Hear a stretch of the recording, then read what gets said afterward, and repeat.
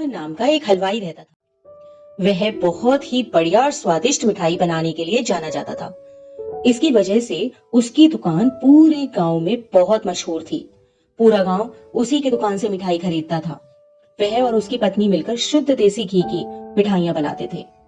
इससे मिठाइयां काफी अच्छी और स्वादिष्ट बनती थी। हर रोज शाम होते होते उसकी सारी मिठाइयां बिक जाती थी और वह एक अच्छा खासा मुनाफा कमा लेता था।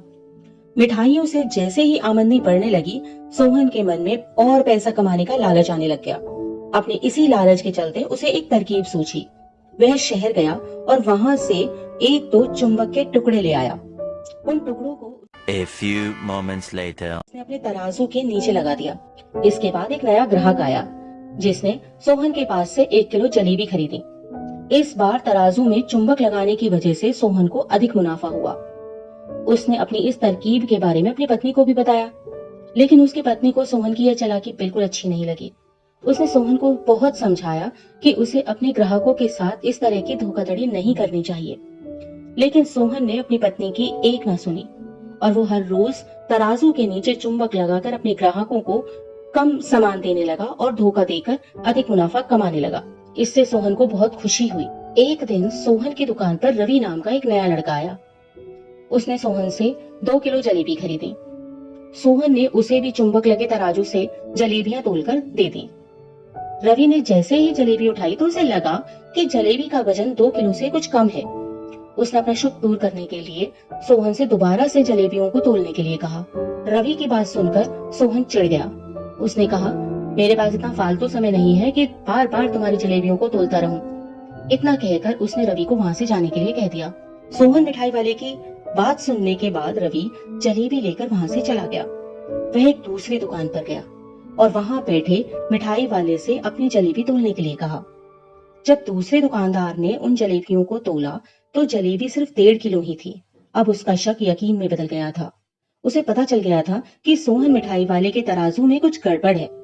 अब उसने तराजू की गड़बड़ को सबके सामने लाने का निश्चय कर लिया था और उसके लिए वो खुद एक तराजू खरीद लाया और उसे ले जाकर सोहन मिठाई वाले की दुकान के पास ही रख दिया।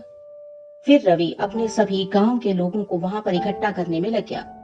जैसे ही लोगों की थोड़ी भीड़ बढ़ने लगी तो उसने गांव के लोगों को कहा कि आज मैं आप सभी लोगों को एक जादू दिखाऊंगा। यह जादू देखने के लिए बस आप लोगों को सोहन मिठाई वाले से खरीदा गया सामान एक बार इस तराजू में तोलना होगा और आप देखेंगे कि कैसे सोहन मिठाई वाले के तराजू से तोली गई मिठाइयां इस दूसरे तराजू में आने पर अपने आप ही कम हो जाती हैं। कुछ देर बाद एक दो लोग मिठाई लेकर रवि के पास पहुंचे तो उसने ऐसा करके भी दिखा दिया। इसके बाद सोहन की दुकान से जिसने भी मिठाई खरीदी थी, सभी ने राजू को तराजू में तोलकर देखा तो सबकी मिठाइयां 250 ग्राम से लेकर आधा किलो तक कम निकली। यह सब देखकर लोगों को काफी हैरानी हुई। अपनी दुकान के पास ही यह सब होता देखकर सोहन मिठाई वाला रवि से झगड़ा करने लगा। उसने लोगों को बताया कि रवि यह सब नाटक कर रहा है अपनी बात को सही साबित करने के लिए। रवि सीधे सोहन मिठाई वाले का तराजू लेकर आया और तराजू में लगे हुए चुंबक को निकालकर सबको दिखाने लगा। यह देखकर गांव वालों का गुस्सा 7वें आसमान पर चढ़ गया। सब ने मिलकर उस लालची मिठाई वाले को खूब मारा। अब उस लालची मिठाई वाले को अपने लालच और उसके कारण की गई गलत हरकतों पर पछतावा हो रहा था। उसने अपने गांव के सभी लोगों से माफी मांगी और यह वादा भी किया कि भविष्य में कभी कोई ऐसी जालसाजी नहीं करेगा। सोहन की इस धोखाधड़ी से पूरा गांव नाराज था, इसलिए लोगों ने उसकी दुकान में जाना कम कर दिया था। उधर सोहन के पास पछताने के अलावा और कुछ नहीं बचा था, क्योंकि वह पहले ही पूरे गांव का भरोसा खो चुका था। तो हमें इस कहानी से यही सीखने को मिलता है कि हमें कभी भी लालच नहीं करना चाहिए। हमेशा ईमानदारी के साथ काम करने से ही इंसान का नाम होता है। लालच के चलते भले ही कुछ समय के लिए हमें ज्यादा फायदा हो जाए, लेकिन उससे इज्जत और आत्मसम्मान दोनों ही कम हो जाते हैं।